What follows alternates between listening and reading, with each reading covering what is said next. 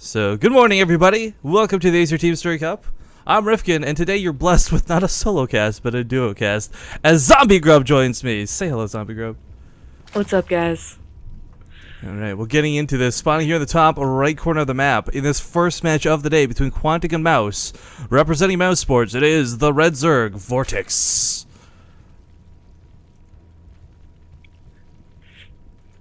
And in the bottom left, as the blue Protoss for Quantic, it's Try. And already I see the bad puns coming out in chat. He's gonna have to try hard to win. Let's keep the puns to a minimum today, guys. We ruined ourselves with them most recently. Let's not do it again. But actually, small shout out to everyone who tuned in yesterday. We had a really fun stream. We made it kind of competitive unnecessarily, and we had a really great day. And I'm so glad we got a lot of new fans and followers, and people were willing to come check out the stream. So I hope today we can do a good broadcast for you. Of course, as always on Base Trade TV, if there's any problems with the sound or the audio, you know, just let us know, the video, all that good stuff, so we can try and take care of it. If there's anything we can do on our end, we're always going to try and make it better for you guys. But alright, Zombie Grub, getting into the actual game here. PvZ to start it off.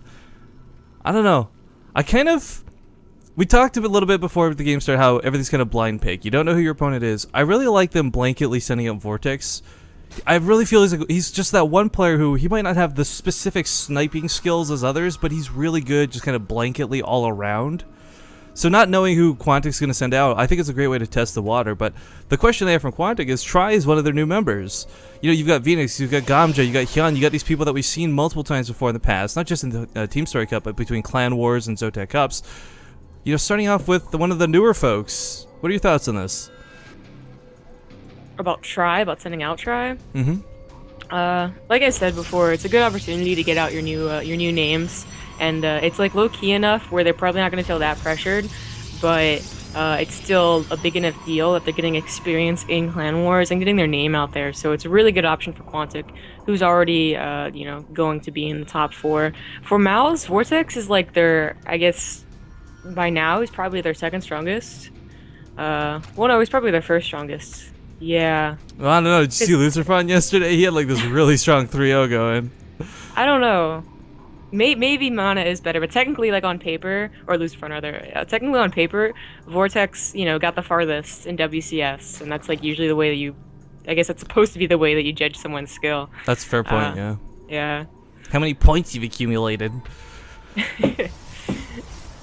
Although, I'll tell you, Mana, who might be tuning in or might watch the VOD, will probably be happy to hear that you thought he was the best, albeit for a moment.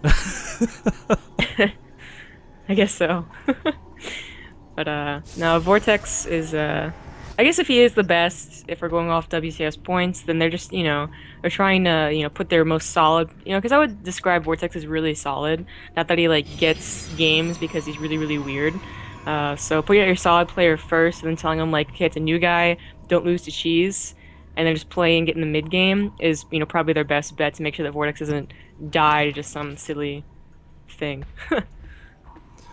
Well, I have not a lot to talk about right now. Both players playing pretty darn standard. We got that quick third command of Vortex upon seeing the cannon and the expansion out of Try. And of course, Try playing it pretty safe for the time being. Most likely, if I had to throw a random stab in the dark, we'll be going for Phoenixes. I say this mostly because it's kind of the meta game for this right now. Bam! Bob's your uncle. There's the Stargate. That was a good guess. Again, that is the most typical thing, is getting like 4 to 5 Phoenixes. But some players have been trying to open with a different, set of options. The Oracle or the Void Ray is just a lot more rare. And we've also been seeing like an all-in come out with Phoenixes where you get more than 5. And I know that Snoot gave a tip, which is like if Phoenixes don't lift more than 1 or 2 drones, they're going for an all-in. And all-ins are definitely, per option. That's cool. I never actually saw it from that point of view before, depending on the energy usage and such. But yeah, I mean, it's so rare to do. But two of my favorite air-related strategies are the ones that are kind of the cheesiest and aren't really your go-to. One is, of course, as you spoke of, big Phoenix All and Onion Pulse Crystals, all the good stuff. It's like going to Subway and getting everything on your sandwich. The other thing, of course, is not a lot of people pull it off, but I love watching Arthur, for an example, because what he... Ooh, actually, we have an Oracle come out first, but... I love watching Arthur's Void Ray tactics, where you make like 4 or 5, take the Mothership Core, snipe off the 3rd, then recall out. Like, Oh, I love watching that happen, but it's so difficult to pull off because you sacrifice so much ground army, and you might not have the defenses to fight an attack that comes at you while you're trying to do that particular maneuver, I guess you could call it. Mm-hmm. Man, the Oracle was so hard to actually like decipher when it was inside the Stargate, and you're supposed to be able to see what's being made. That was all types of blurry. But no, it's gonna be an Oracle on Vortex. You know, if he didn't know then, he definitely knows now as it passed by 2 lings. So he's gonna have, you know, queens obviously, but he's gonna have spores as well, yeah. knowing that, you know, follow up with any type of Stargate unit is going to be, you know, you're gonna have spores. That's gonna be a lot more beneficial. Yeah, I liked how they didn't overreact for now. Only going for 1 each base. I mean, if you see Phoenixes, maybe you go for 2. If you see Void Rays, you're kind of wasting your time. So, 1 at each base for now to deter the Oracle. It doesn't get much done, but of course, the beauty of having this thing alive... Ooh, actually, Probe at the 3rd gets sniped off by that Ling, so I just cut the tail end of that. But the beauty of keeping the Oracle alive is it grants 2 large utility spells. One, of course, Envision, the other, Revelation. Envision's great if you want to clean up creep, but it's really not that big of a deal unless your opponent goes for Burrow or something quickly. But Envision, man, so underutilized, but so good. For basically 1 minute, you blanketly just pop off a big flare, and you can see your opponent's army and everywhere they go. And for a Zerg player who's really mobile, who's constantly moving around the map, who's, you know, darting around with Lings, having vision on them at all times is really important. It's really, really good, obviously, in all situations. On this map specifically, it's not as good simply because you know where they're going to be when they're attacking between your second and your natural. There's other maps where, like, you know, Whirlwind, they could be going towards the front or they could be going over to the third, you know, third ramp. And you really want to know where they're coming from. But if Vortex is going to push forward, it's going to be in a concave between the natural and the third. There's not a whole lot of guessing games right there. But you do want to be able to, you know, cast on the Lings. The Lings go back and you say, oh, hell, that's a lot of Hydralisks. We should prepare.